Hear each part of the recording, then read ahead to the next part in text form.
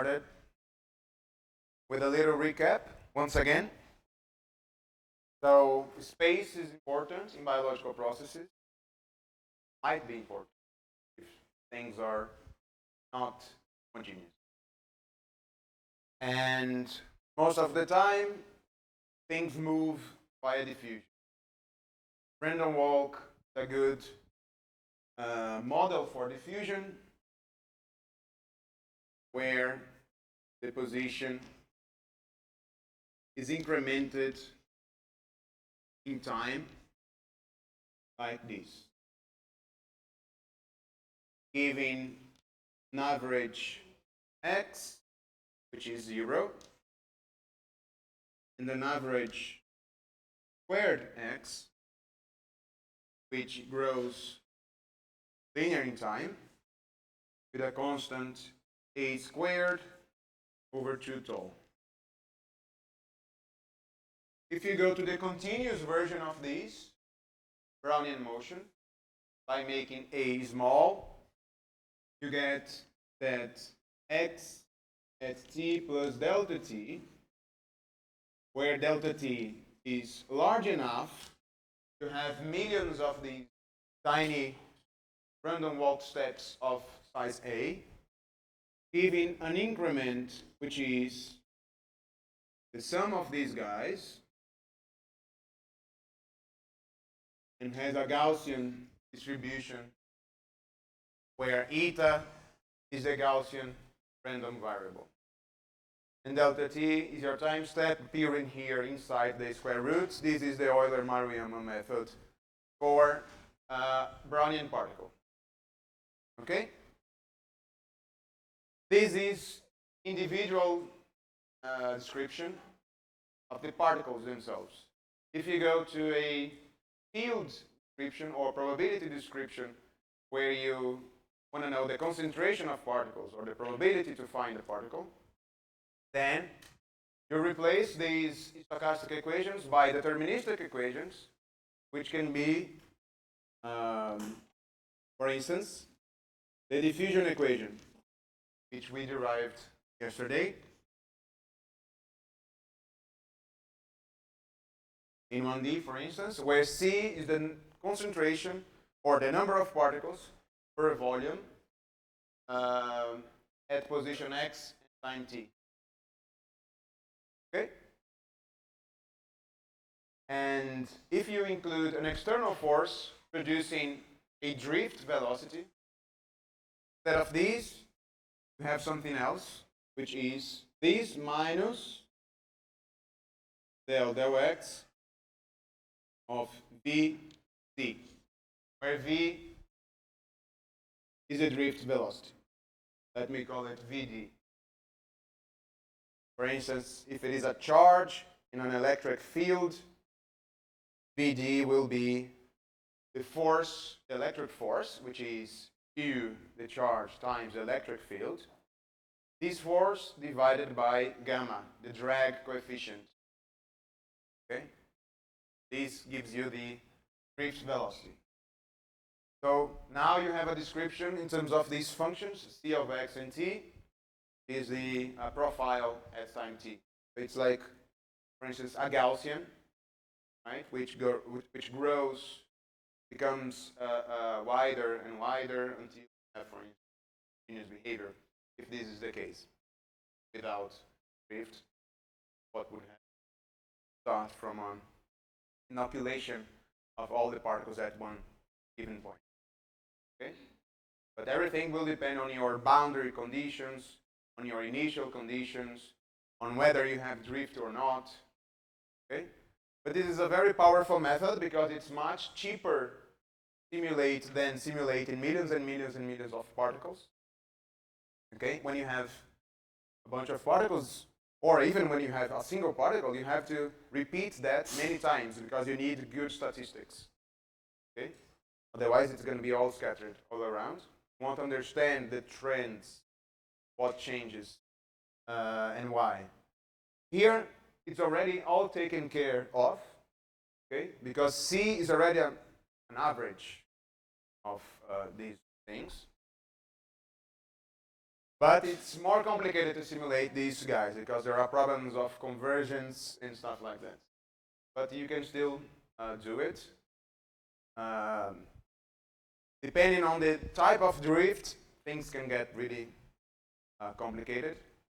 But it's a very powerful method to know. Even if you didn't understand all the details of the derivations and so on, if you get more or less the general idea of these, what's the kind of thing that we want to do with these, that's already good enough for you to later look up. Okay? Great. This is a recap of what we did so far. Now I have a very difficult task of trying to talk about the other two lectures in one lecture. Okay? Phase separation and active matter. But there is a reason why we took so long in diffusion. That's because diffusion appears both these things. It's a very universal kind of phenomenon. Okay? So I'm gonna try to talk only 20 minutes about phase separation. I'm sorry if you came for phase separation, but I prefer to focus a little bit more on active matter. In particular because I realized that talking about phase separation, if you do not have a strong physics-like background, is really difficult. So bear with me, we're going to give it a try for 20 minutes. Actually, the physics is easy to understand, but the calculations might seem a little bit complicated. They are not that complicated, actually. But we're going to try to explain the method of free energy. Okay? The energy that the system wants to minimize to get to equilibrium. Okay? And it will do so by agglomerating particles that attract other. This is phase separation. Okay? Okay. So, does anyone know anything else about phase separation? So what's a simple example in real life of phase separation? Perfect. Huh? So for instance, if you take a pan, you put oil and water, you mix mechanically. They are all mixed, the molecules and the water molecules. The oil and water molecules are mixed. And you just wait at room temperature. The oil molecules will eventually, by diffusion, meet each other. And when the oil molecules meet, they will aggregate. There will be an attraction force. And then other ones will do the same, and you have a growing droplet of oil. Okay? In the end, you're going to have like a droplet of oil, a little bit of water molecules, and outside you have basically only water molecules and a little bit of oil molecules. Okay? So you have now two phases. You have a dense phase in terms of oil, so a oil-rich phase. You have a water-rich phase. Okay? This is phase separation. Basically particles that diffuse, but when they meet, they attract each other. That's all. Okay? So I can stop now if you want.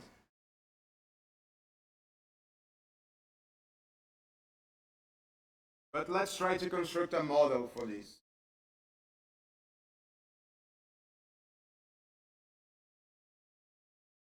I'm gonna use once again discrete space because this is really helpful.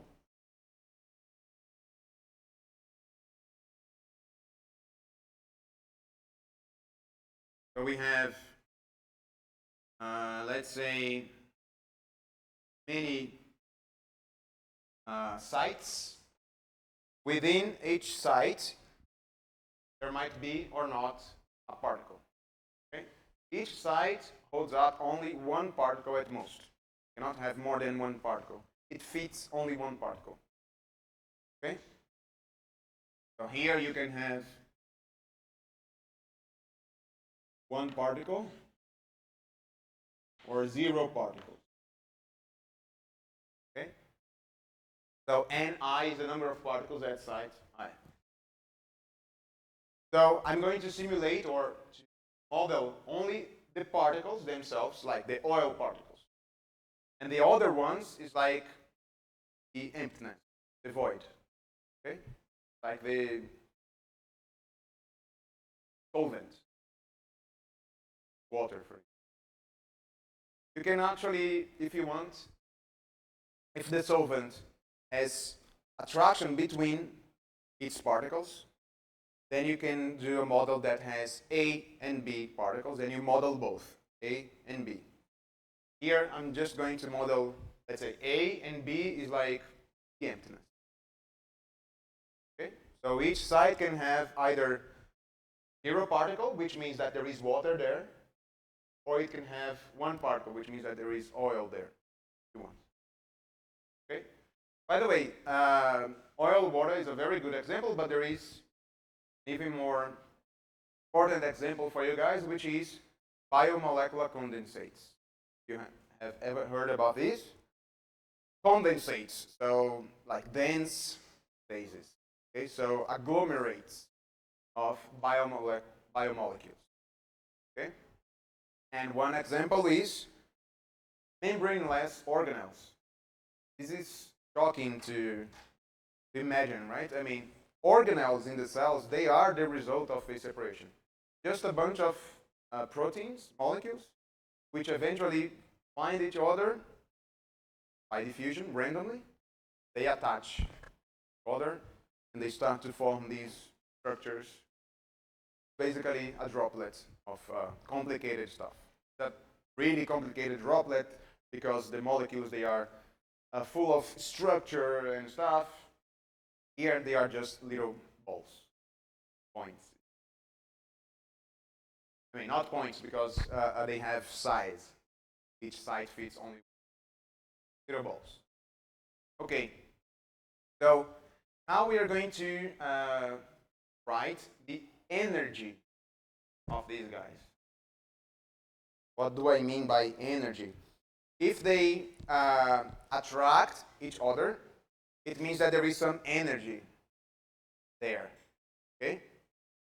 And we're going to say that if there is an attraction, if there is a link between these two particles, the energy is negative. If there isn't, the energy is 0. Nothing. Okay? So negative is what these particles want to do. Right? They attract each other. They want to have a link. Okay? So negative energy is where the system flows naturally. System will flow to negative energy. Okay? So we're going to use H for physicists. OYH. It's the energy. Okay? And I'm going to write it like this.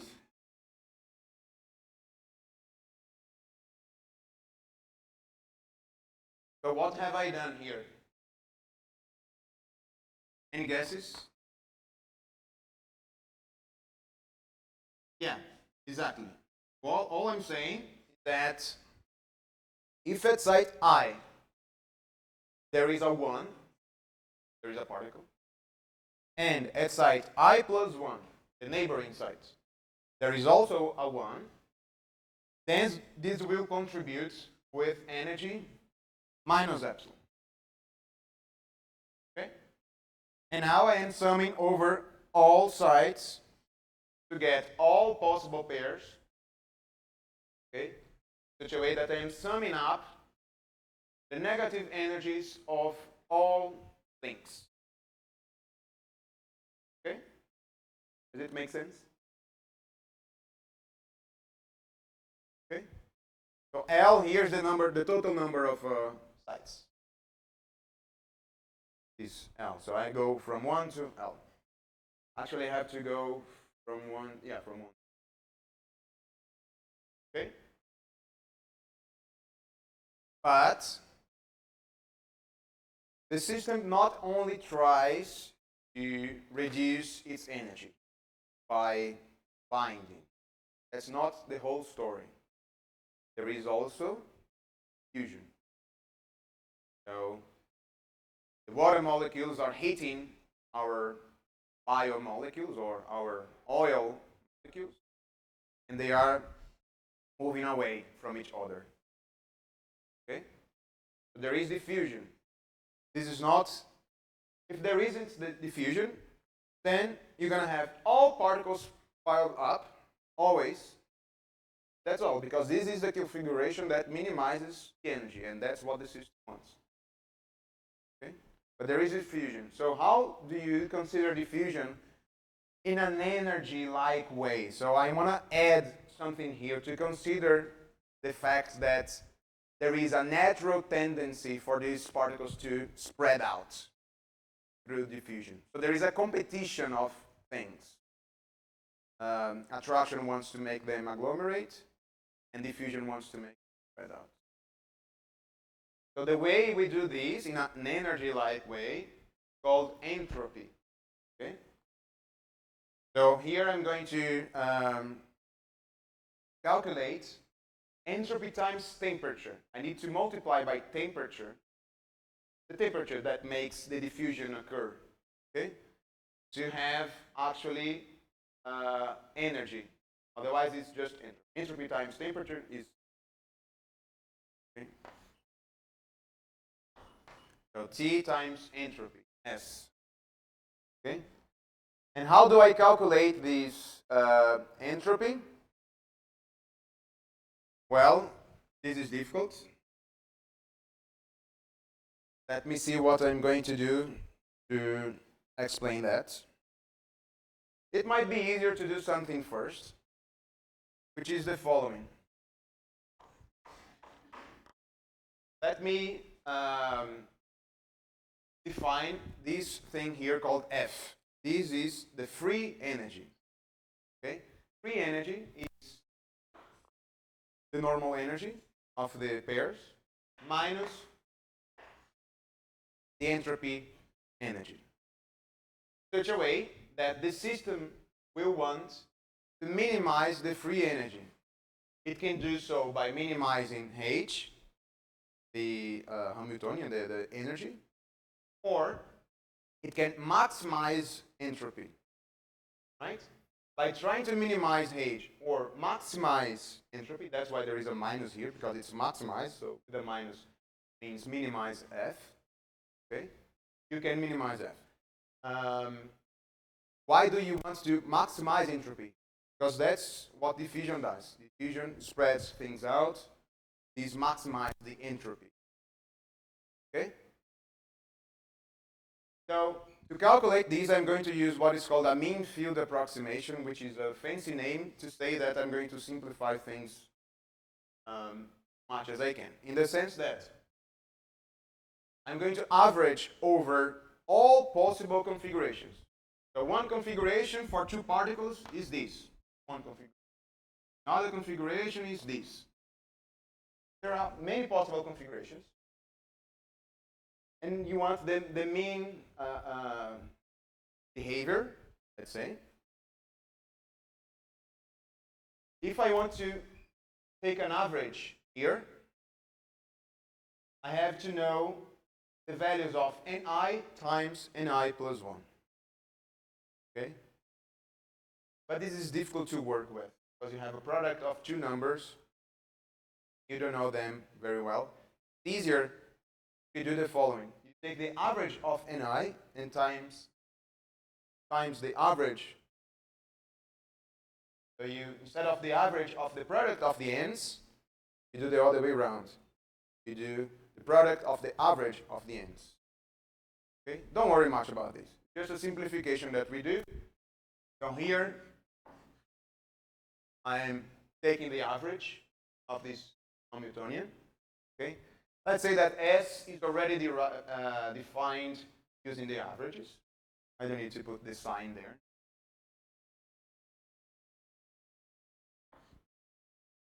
See? Now, the average will be denoted pi. Why p? Why do I denote it as a p? Because it's a probability. Each side can have 0 or 1. Okay?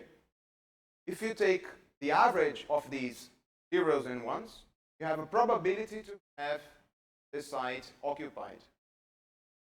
Okay? That's pi. Okay.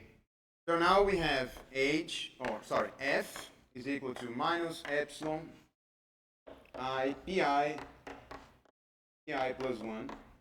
The same thing, but now the n's are p's. The real number now. It's not only 0 or 1. Any number between 0 and 1. And now the entropy. I'm going to write down the formula of the entropy.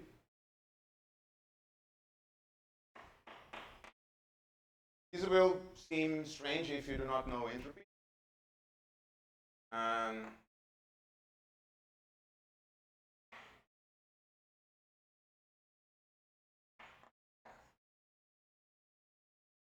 Okay, so this is the formula of the entropy tries to count the number of ways you can rearrange a system with the same microscopic behavior.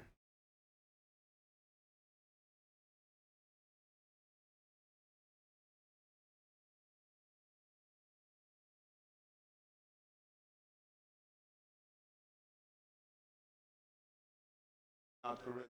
Yeah, exactly. Yeah. So this is an approximation which has limitations. It's what we can do, basically. Because without that, we would need a sort of cascade of recurrence equations for the correlations, which is called BBKY approximation, which is a nightmare to work with. So basically, this is what we do to have a feel of the behavior of the system. We learn a lot by doing this. But you are right, that the correct way would be to have correlations taken into account and so on.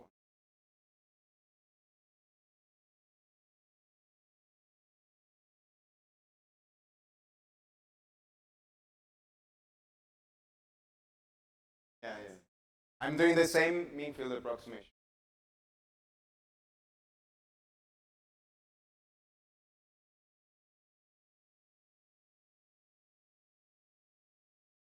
Yeah.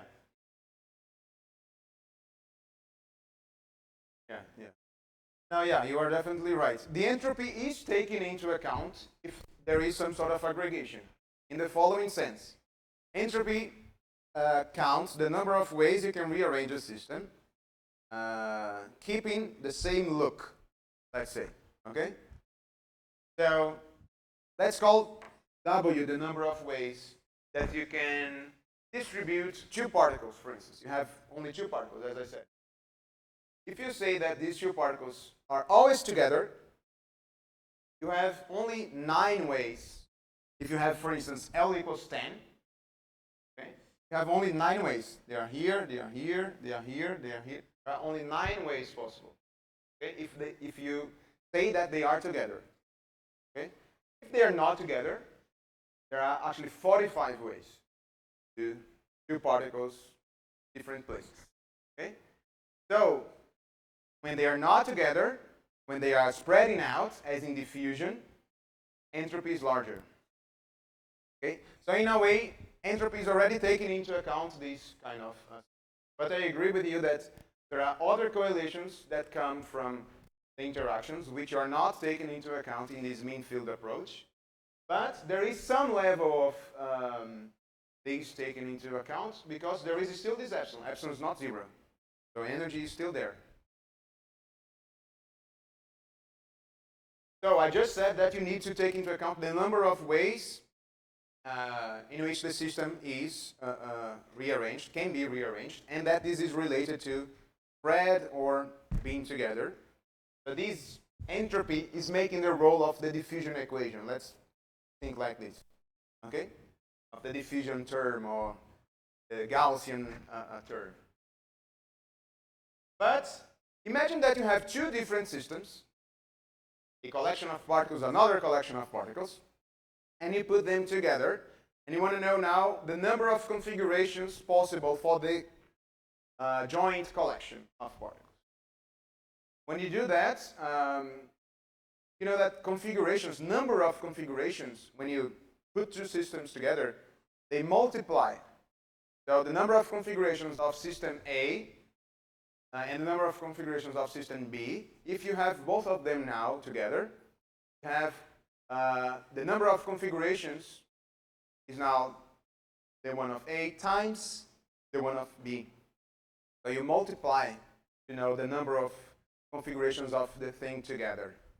And this is not good because in thermodynamics, which is what we are doing here in a way, you need things to be additive. So you have a characteristic of A, a characteristic of B, and you want to know what is that characteristic of the joint thing.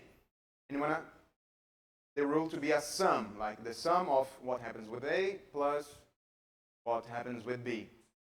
To make something that is a product become a sum, what do? You have something that is a product like this, and you want to make it look like a sum, not a product. You apply the log. Okay, so the log of W is the log of WA plus the log WB. Okay, that's why there is the log in the definition of entropy. Okay, and these PIs outside, they are just weights in a way. So you are kind of taking the average of log PI. This minus has to do with the fact that number of configurations is 1 over PI, so there is a minus PI to the minus 1.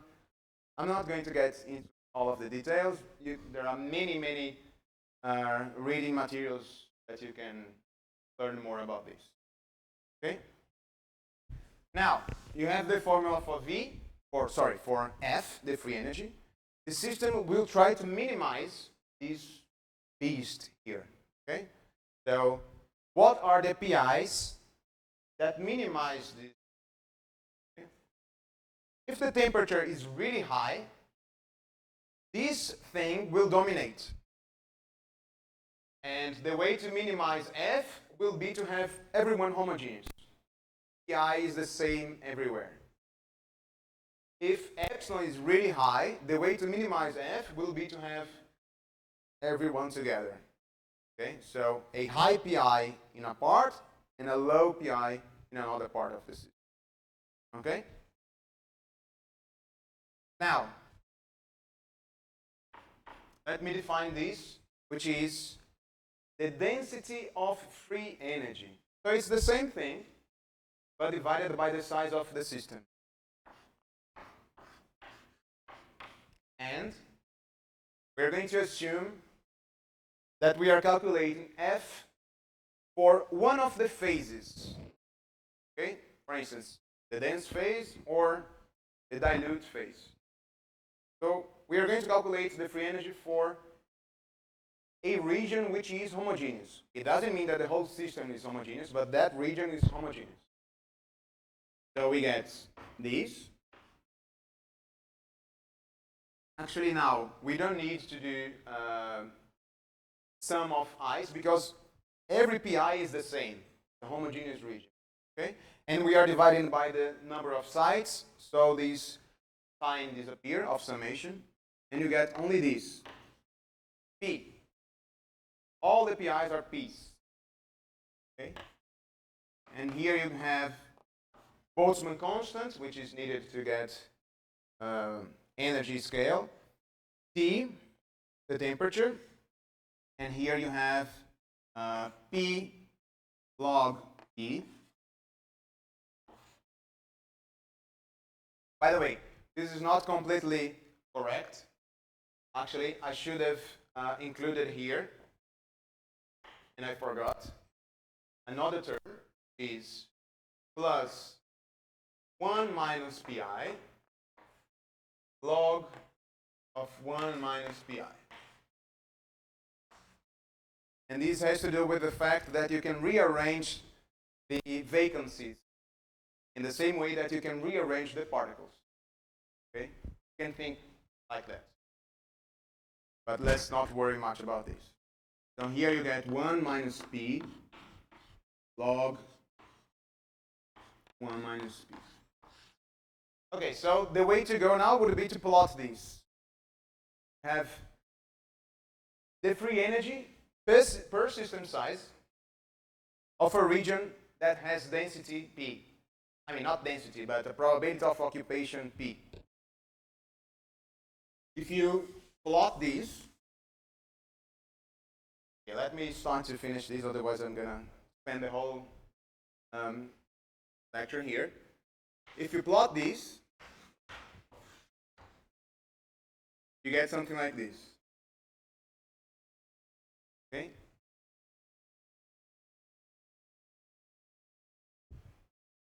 But you are going to have something like this only if the temperature is low enough.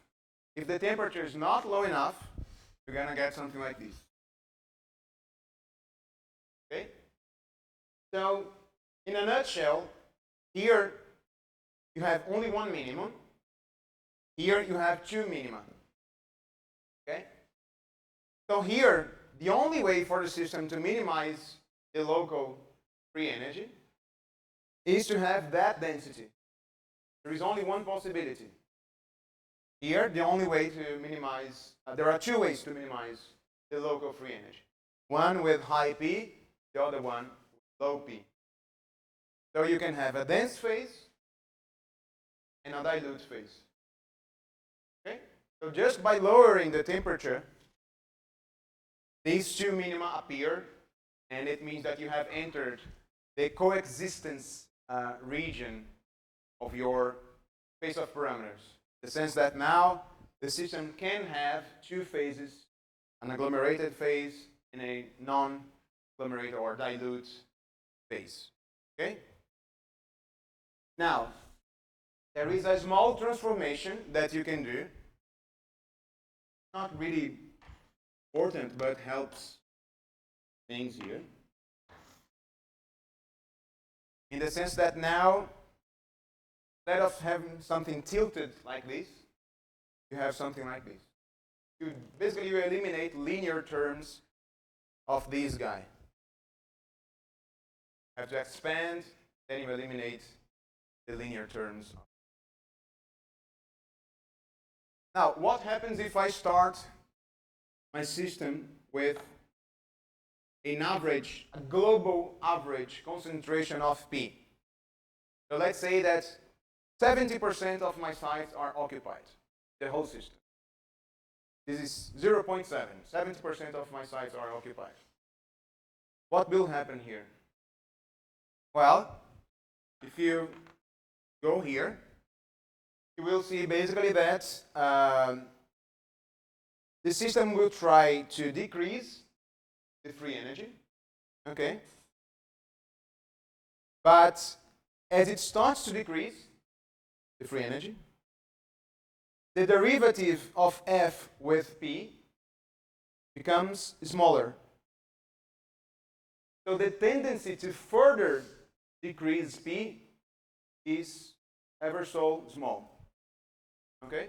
So the system will not do anything. It will stay with that P. Okay? If you start here, the same. But if you start here, with that value of P, then notice I'm going to zoom this. Notice that in this region, you have this. You started here. If you by chance decrease a little bit P in a portion of your system, it will come here. Now the derivative is even more negative, right? Because you have a concave down curve.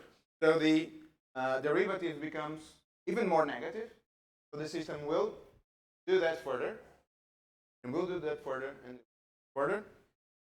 And eventually, you are going to have a phase separated. By the way, if one portion of the system decreases P, some other part of the system has to increase P. because the total number of particles is conserved. Okay? That's why you have the separation. Therefore, you're going to have, in the end, part of the system here and part of the system here that you minima, right? But this only worked because I said that we were in the concave down part. Because the fact that we are in the concave down part means that if I decrease a little bit P, the tendency to further decrease will be even greater.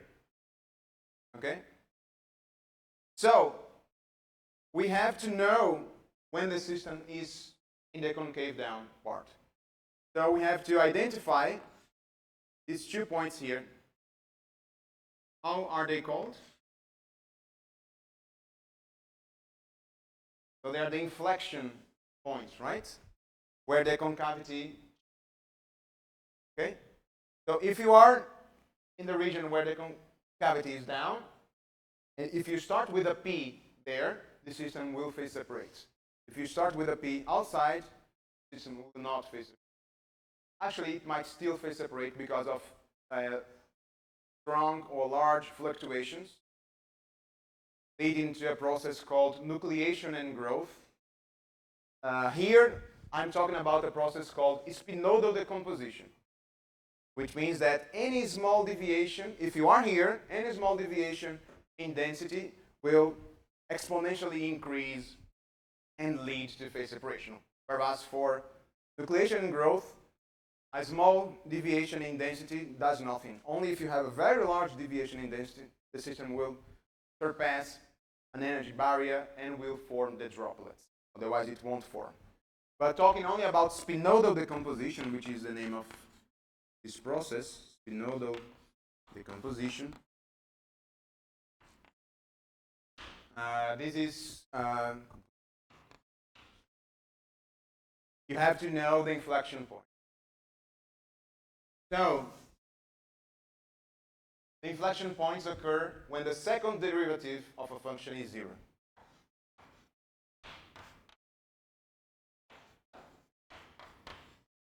So this equation is called spinodal line equation.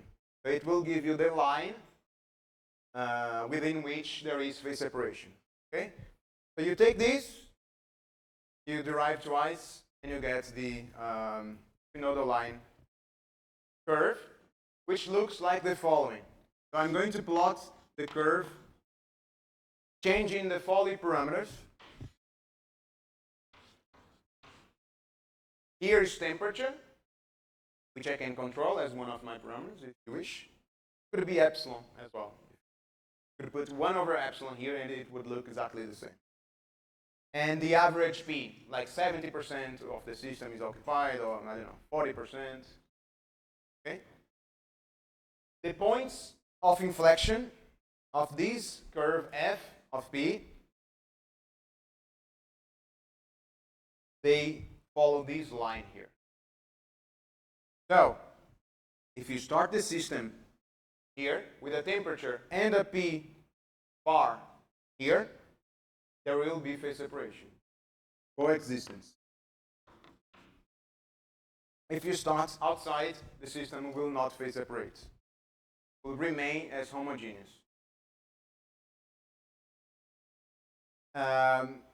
This idea actually is used in many parts in physics and science, even to understand the formation of elementary particles. In the early universe, you had some sort of phase transition occurring, which generated new elementary fundamental particles.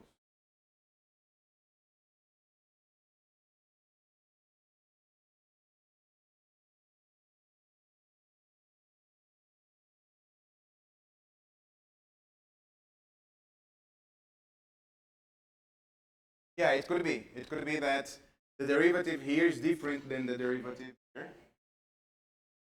Yeah, it could be different.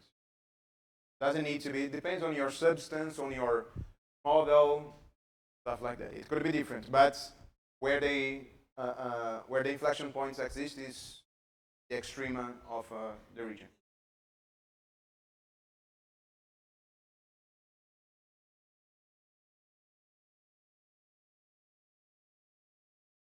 No, the system doesn't tend to the inflection point. The system tends to the minima, okay? And it will do so if it starts between the inflection points. It would be, if this was like this, it would be slower. You're definitely right. Then we would be talking about phase separation kinetics or phase separation dynamics, which is the time evolution of a phase separation before you reach the equilibrium at these 2 points. Okay? And the phase separation dynamics, thanks for mentioning, implies that there is a diffusion-like equation for a system of interacting particles. We did diffusion for non-interacting particles. They are completely ghost particles. They do not see each other. That's what we did last class. If they have energy interactions, then now you have the need of our new diffusion equation. Okay? I'm not going to derive it correctly or anything, but you can say that when there is attraction, there's going to be a current of particles. This is the density of particles. I mean, I was using P, right? So instead of P now, it's rho. Doesn't matter. It's the density of particles. Okay? V is the velocity that both diffusion and attraction will impart to that on that particle. Okay? How do you know what is this velocity? Well, this velocity, we're going to say that is 1 over gamma, because we said before that drift-like velocities are 1 over gamma times some force. The force now comes both from diffusion and from the attraction of other particles. Okay?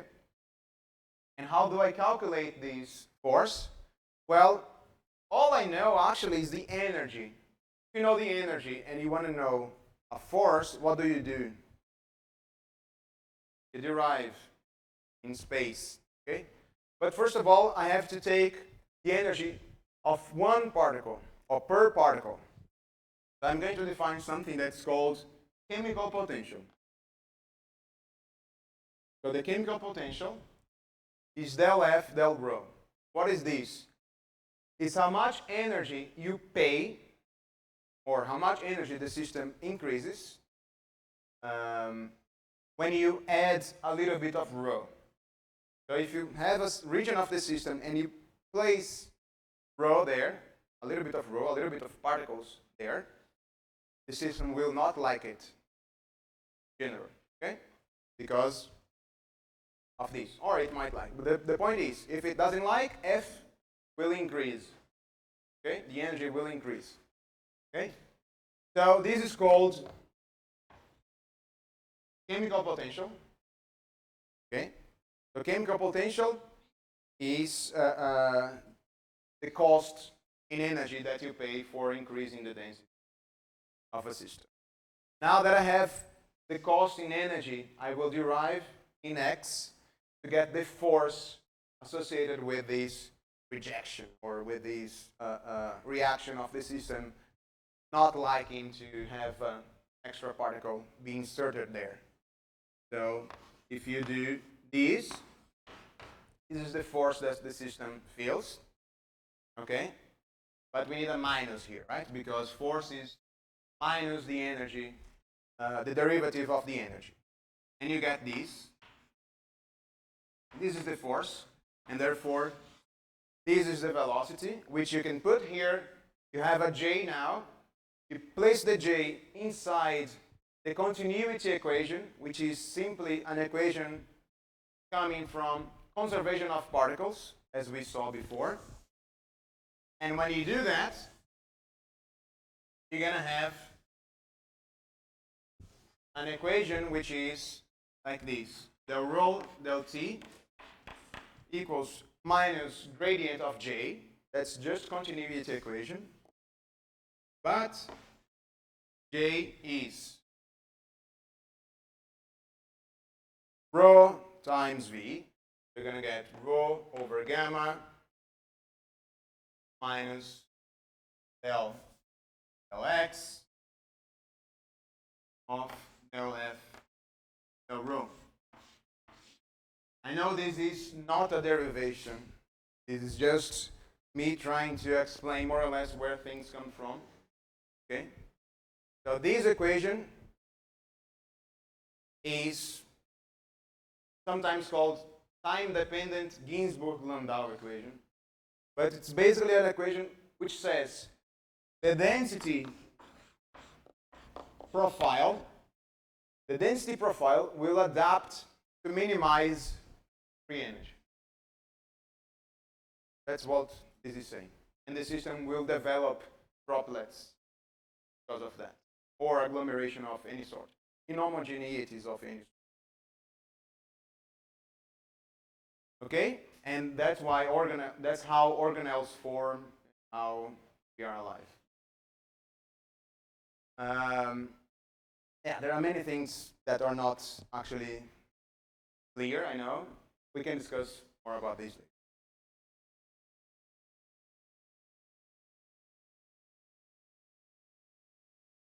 At this level, we consider it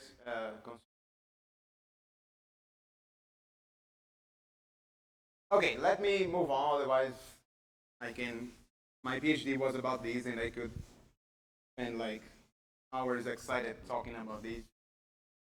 So let me stop now. How long do I have? Okay, so let me try to... by the way, this is the process, right? Here, in the middle, it starts all homogeneous, and because of free energy, have the formation of droplets. Okay? I didn't show you these. Random walking 2D. Very fast. Okay. Let's talk about these. Sorry, guys. Can you stay another week? Okay, let me briefly talk about it, if I can. These are trajectories of wolves, so something completely different. But that's the power of statistical physics. Tackle many problems. So here you have trajectories of wolves. They look diffusive, right? Like diffusive particle. So we're going to model them like this. This is the diffusion equation, but there is a difference. So here, okay, I was using C, then I use P, then rho. Here's U. This is the density of individuals. The density of wolves, or the probability to find a wolf somewhere at position X at time T. So here is just diffusion. Means that they diffuse around. Okay? Here we have other two things. This is birth, death, by competition. There is a squared here because you need the encounter between two individuals to have death by competition. R here is the rate of birth minus the rate of natural death, actually. And you have this equation. So this is basically a reaction diffusion equation because there are reactions when they encounter, and there is a natural production of via reproduction. Okay, so this is basically very similar to what Silvina and Rafael were telling you guys, with the difference that this is at each x, at each position. Okay, you have this. So R U of x. So it's like you had a different equation as Silvina was describing here, but for each position. Okay? Okay, if you do like this, things are boring because diffusion means that they will spread out and then they will go away and everything will become homogeneous. Okay? So the wolves, they do not have a home. They just wander around and eventually they are nowhere to be seen. Okay? But this is not realistic. So what we did was to consider a type of drift. A drift that is an attraction to a certain point in space.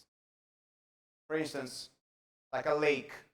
Imagine that there is a lake and that the wolves like to go around, look for food and stuff, and then eventually they come back to the lake. Okay? I don't know, once every day or something. So there is an attraction. If they are here, the attraction is that way. If they are here, the attraction is that way. The lake is in the middle. So we can simulate or model these using this type of situation. If it was an individual-based model, not a diffusion equation, what I would do is to say that the velocity of the individual, x dot, has a diffusive part, a Brownian motion part, plus the attraction to the special point xp in space. Okay? So this is a elastic force, basically. It seems completely nonsense to model these systems using an elastic force as if it was a spring, like it's a wolf. But if you look at the data, this is actually very good. So the movement of these guys is very similar to the movement of a harmonic particle, a particle in a harmonic potential. Okay? And it feeds data for hundreds of species. Okay? This idea. Of course, it's not completely good, but the general qualitative behavior is definitely already here with the model. Okay? And now there is a drift. So the equation gains a new term. This is the velocity of the drift. But now the velocity of the drift depends on x itself.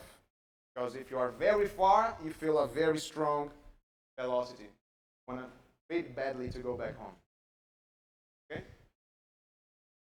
And now things are better because you do not move away indefinitely. You eventually go back. So there's going to be a stationary distribution around a certain point. Okay, now we're going to put extra structure in our problem, which is deforestation. Imagine that you are wandering around, you feel the attraction at that point, but eventually you step out of bounds. Okay? You go to outside the forest. You go to this place here called matrix, environmental matrix, which is a place which has been forested. Okay? At that place, the likelihood that you will die is much larger. Okay? Because of predators, because of lack of food, you don't have cover, much more likely that you will die there. Okay? So to simulate this in a very simple way, we say that you step out, you die immediately. Okay? If we do not do this, the results are basically the same. We say that spend some time there and then you can come back, but the time that you spend there is not that big, like that, because you have more likelihood to die. The results are basically the same, qualitatively. Okay, so now we're going to reduce the size of our forest and see if the entire population dies. So what is the extinction transition? Okay, this is in order given top study. And this is the model. Here you have R negatively infinite, meaning that you die instantly. Here you have positive R, meaning that you can survive here. So here is called the habitat and here is called the matrix. Not submitted. It was submitted in 2023. It published a long time ago. Our old slides. And this is the kind of profile that we get moving the equations, right? So if the matrix is really far, so if the forest is big enough, just have a Gaussian like this around the special position. Special position is here, XP, the lake, their home. You start to deforest from the right, then the population will be driven to the left. here have no here you have no population anymore. Okay. If you keep doing this and you go past the special point, so you deforested so much that even the lake now is outside region. Then what happens? Basically, what happens is that if you are inside, you will feel an attraction to go outside. Of course, that individuals adapt that, okay? But there are many situations that have been recorded where individuals try to keep their historical behavior. So even though that region is city now, they still want to go there because historically they go there to that lake, and even though it's more dangerous to go to that region now. Okay? But what this is showing is that the population can still survive. Okay? Because the rate at which you go to the lake and the rate at which there are diffusion to other parts of the system and reproduction in other parts of the system might be enough to still keep the population surviving. So this gives a window of opportunity for conservation biology in this kind of system. Now, what is the critical size of the forest below which everything goes extinct? If there is no attraction, if there is no special point, there is no lake, really, what happens is the following. Now, this is something very interesting. Imagine that this is L, size of your forest. If you step outside, you die. You are diffusing, right? You step outside, you die. If you reproduce before stepping outside, has a chance to. Okay? So there are two competing things here: reproduction and death by stepping outside. So you can calculate from the diffusion equation doing what's called a linear stability analysis. It's actually very simple. I had done the calculations to do here for you, but we won't have time. We can calculate what is the critical LC, and the value is this. Okay? So if you diffuse too much, the critical LC will be big. It means that you don't need to deforest that much to have extinction, because the individuals are all the time stepping outside. The reproduction rate is very high. LC is small, meaning that you need to deforest quite a lot to have extinction. Okay? If there is attraction, then things get much more complicated. They depend both on D and on the strength is elastic attraction. Okay? And there are many non-monotonic behaviors which are non-trivial that we have studied there, but I won't have time to go into the details. We have encountered something which explains the so-called drift paradox, where more diffusive individuals require less space to avoid extinction. This is because they might concentrate around the lakes too much. By the way, there is a situation where this was experimentally observed. This equation quantitatively true for some systems. Okay? It is a situation with bacteria, so it's not forest or bacteria. And what they did is quite interesting for us, not for the bacteria. They got a tube like this, and they put bacteria inside. Okay? Here you have tracks, like a surface, meaning that if the bacteria is here and steps outside, it can still continue, except that they turned on lethal radiation. Okay?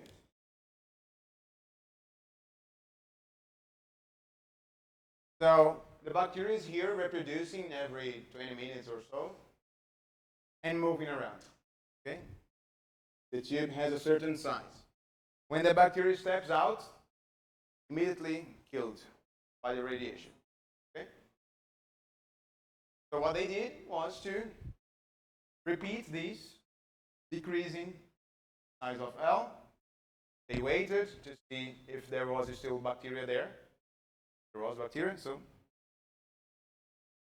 and still, when L was this size, no bacteria inside anymore. Okay.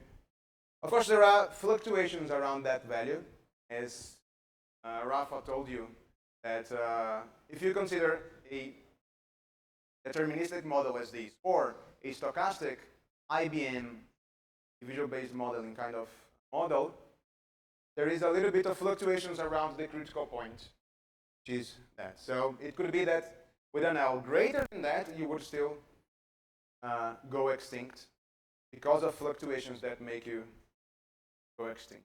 But it's not that far. The critical L in practice would still be somewhat close.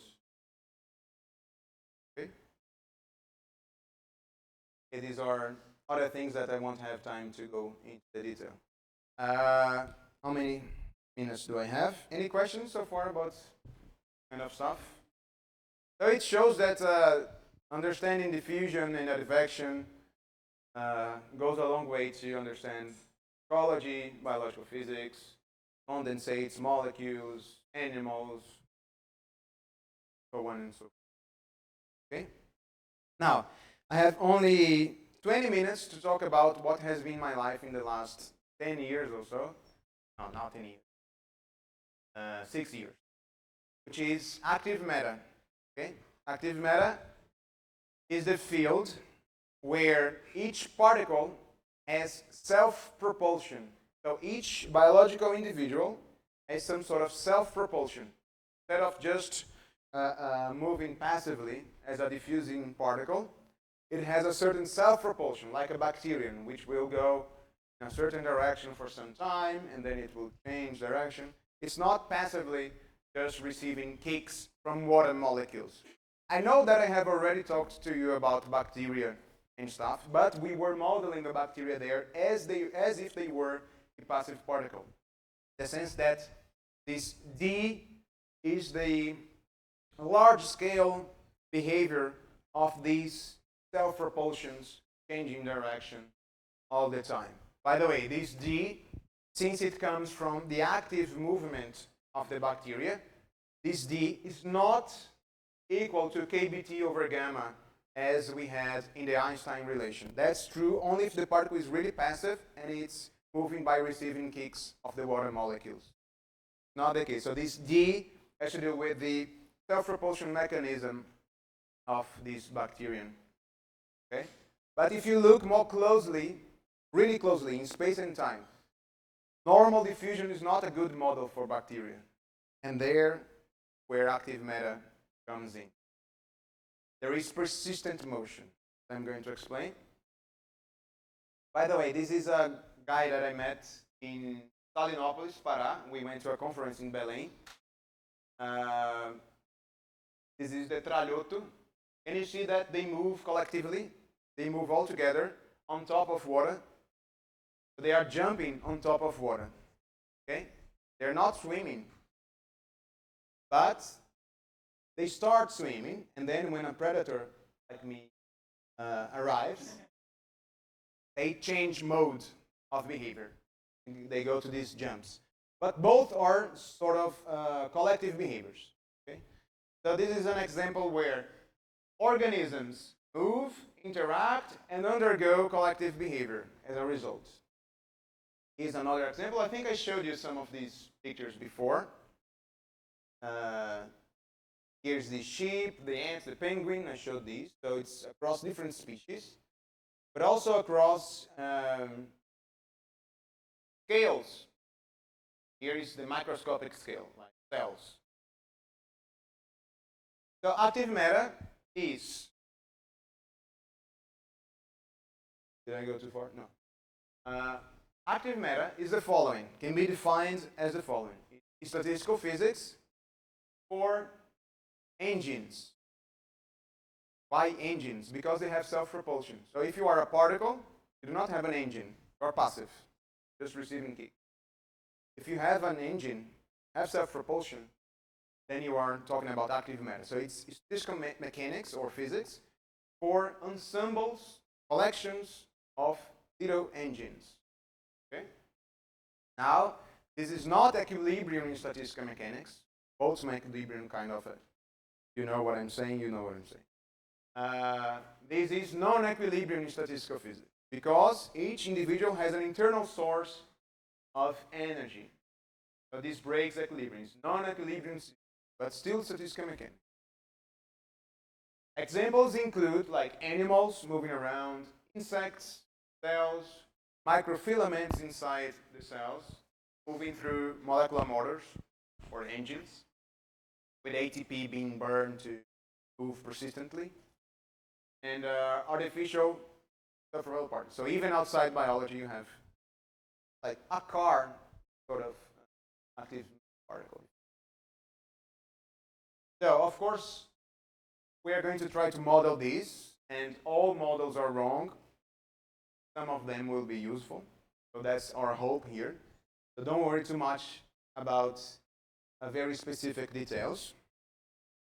And we're going to do first the basic unit of active matter, which is one self-propelled particle.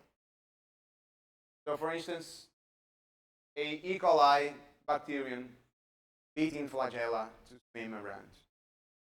So this is a good model for this. This is called run and tumble. Okay? It means that you run, time, and then suddenly, sarcastically, you change to another completely random direction. And you do that at a certain rate. It doesn't mean that every, I don't know, 1 second you're going to do this. It means that on average, at 1 second, you're going to change.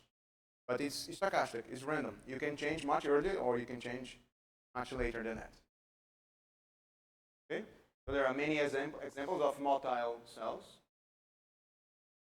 So as I told you before, we have this kind of Newton's second law to describe the equation of motion of the body. Mass is small, so you have that the drag of the surrounding fluid compensated by the self-propulsion itself. So the self-propulsion compensates the drag that the particle is receiving. That's why it doesn't become only passive.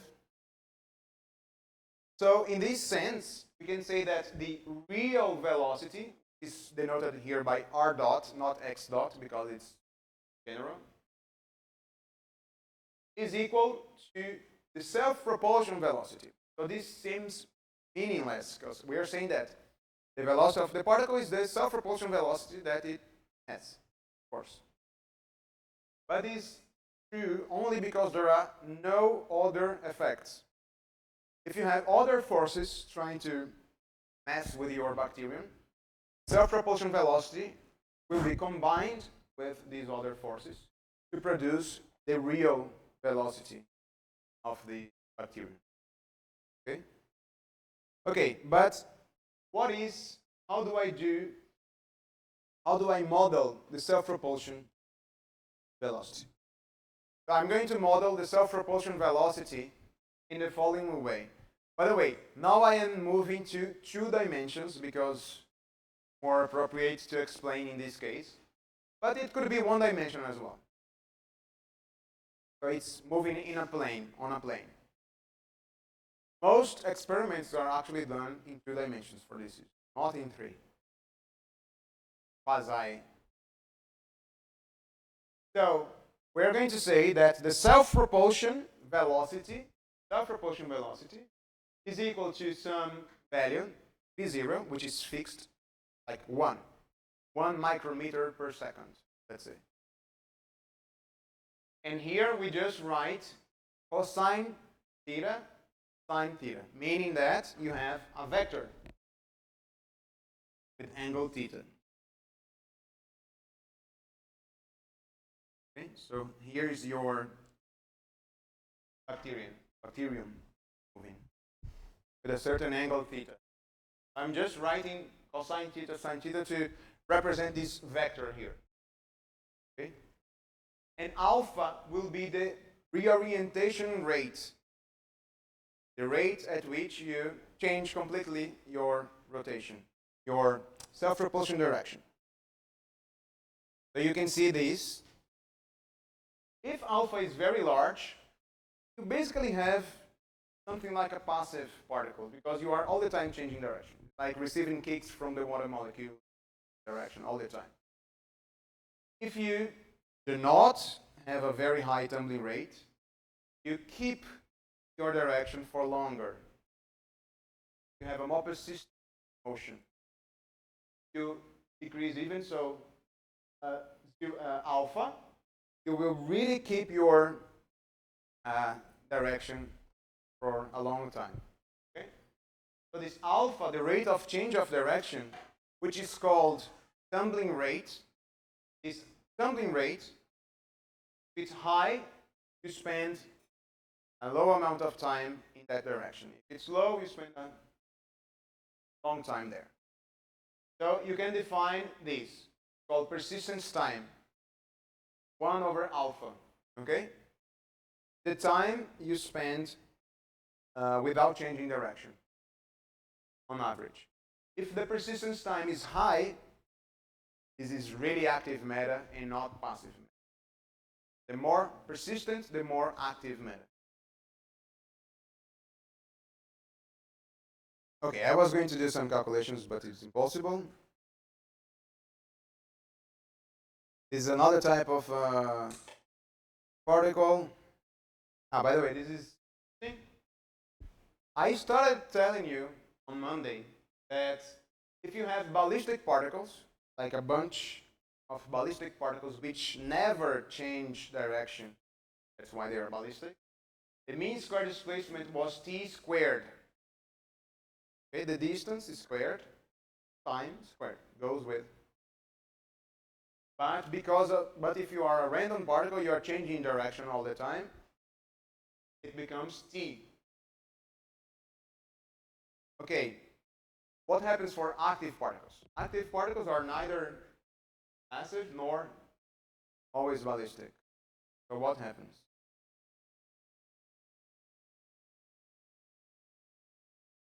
Perfect, exactly. What happens is this.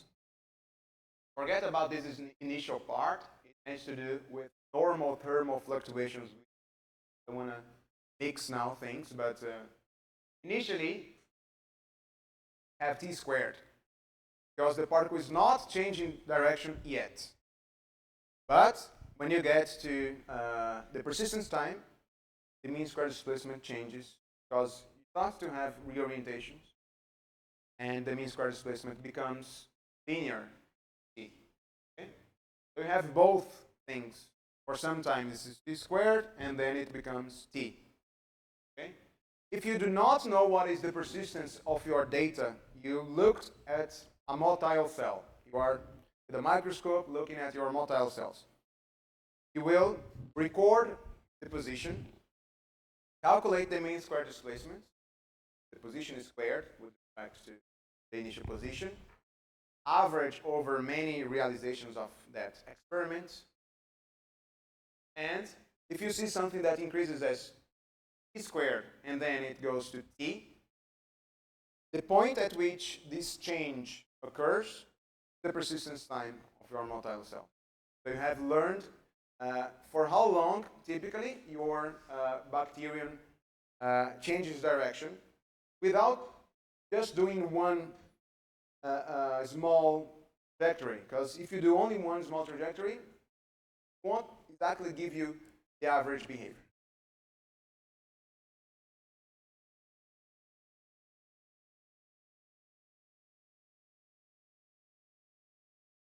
Yeah.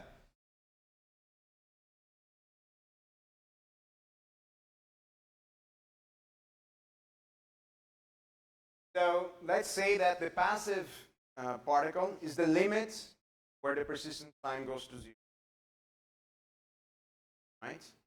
If you actually go to a very precise microscope and stuff and look at the Brownian particle, the Brownian particle receives a kick and it will spend a small amount of time without changing direction. But this amount of time is like 10 to the minus 20 seconds. So you assume that this is in the limit where the persistence time is identical to 0. What you assume. And now we're going to see what are the consequences other than t squared of having persistence motion.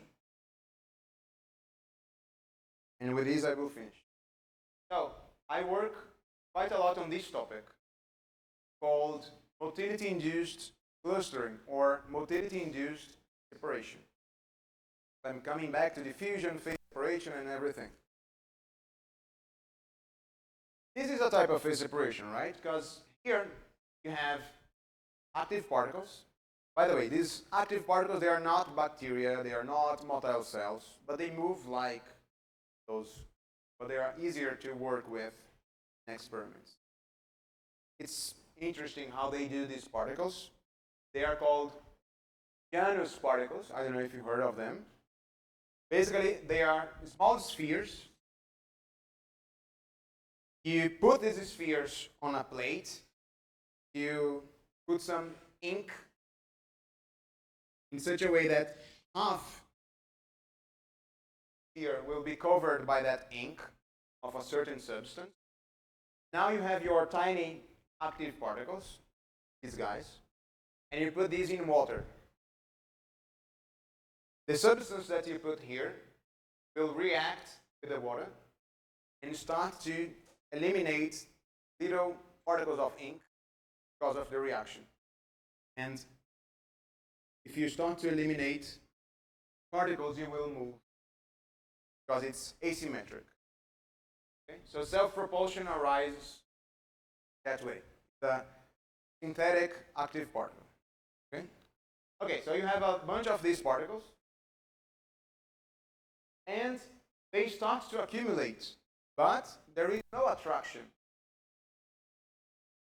When I was talking about molecules like biomolecular condensates or oil, there is electrostatic attraction between particles, okay? From the charges moving on the surface of the molecule. Here, no, there isn't any such thing. The particles are too large for that. But still have phase separation, agglomeration. How is this possible? Well, this is because of persistent motion, right? Imagine that you have two particles and they try to go in that direction for some time. If it was a passive particle, it would do. Then it would just disappear, okay? Because it's changing direction all the time. There is no persistence. But because of persistent motion, it keeps trying to go in that direction. So this forms a small cluster of two particles. 2 is more likely to be hit than 1. So now there's going to be a third particle.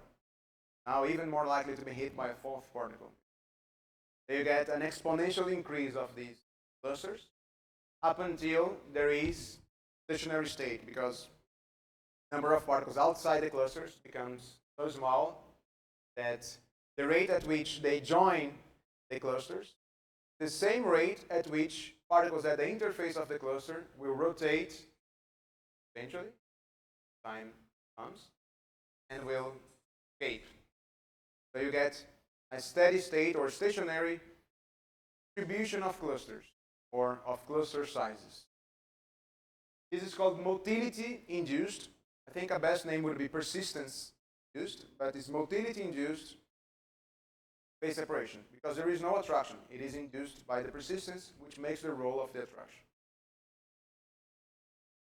Here is Janus particles, but they are activated by light. So instead of putting ink here, as I said, what you do is this side, sensitive to light, will get warm, light, and this side won't. So when you put these in water and you shine light on them, the side that gets warm will generate a water gradient around the particle, which will propel the particle. Okay? When you turn off the light, the clustering that appeared because of the self-propulsion will disappear because there is no self-propulsion. Do that. This is a science paper, which has like thousands of citations. And this is the phase separation diagram. Remember that I said that if temperature for molecules was too high, no phase separation. If the density is in the right range, you have phase separation, and temperature as well. Here you have the same, but instead of temperature, you have self-propulsion. Actually, by temperature, before, I meant temperature with respect to epsilon, which was energy of a bond, right? The temperature over the energy of the bond has to be high enough, not have phase separation. Okay? Or the other way around, epsilon divided by the temperature has to be high enough to have phase separation. So the attraction epsilon here is replaced by the degree of persistence. If persistence is high enough, there is phase separation. You are here. If not, you are in the homogeneous part. Okay? And you can even create a free energy for these guys with two minima like these and so on. Actually, these systems, they are out of a thermodynamic equilibrium, so you cannot actually write a free energy, but you can write a diffusion-like equation and try to identify what would make the role of a free energy in these systems by comparing with the Ginzburg-Landau equation that I wrote there. Okay? This is mostly, initially was the work of Michael Cates. Michael Cates is professor of statistical mechanics in Cambridge. He occupies the same position of Isaac Newton.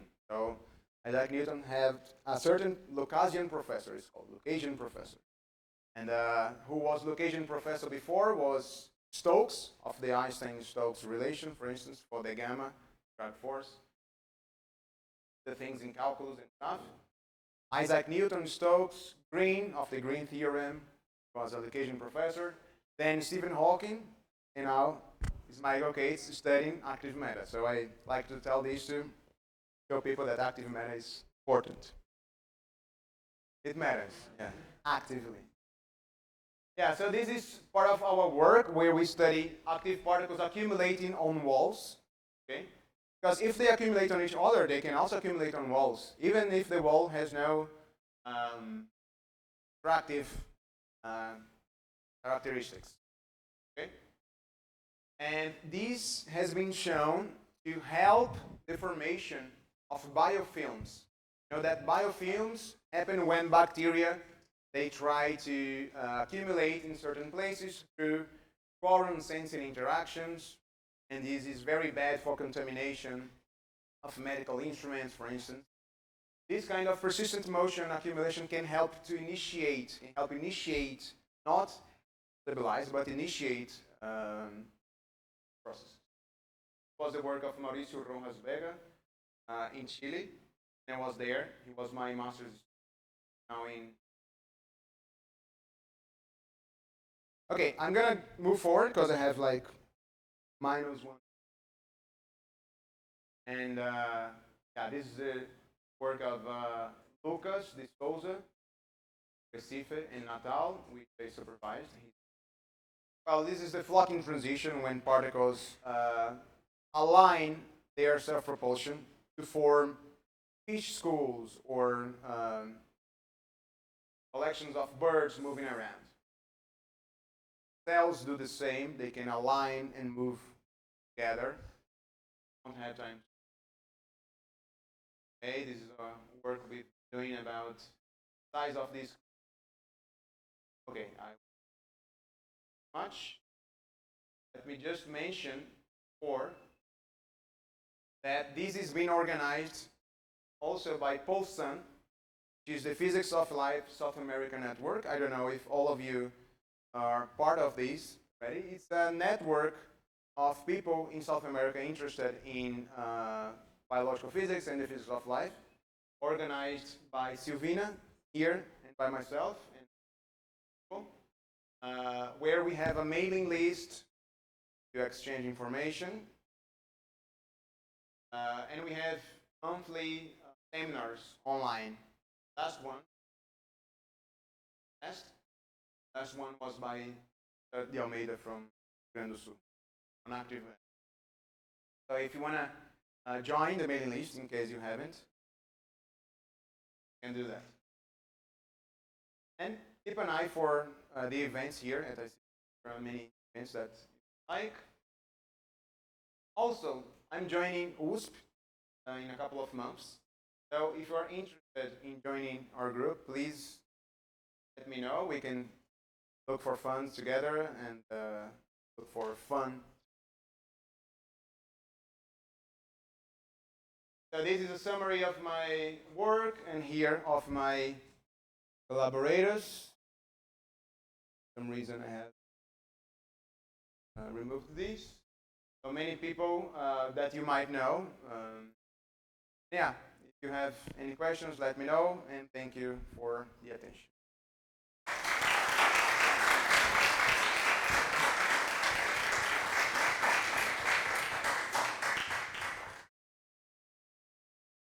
Let's have lunch.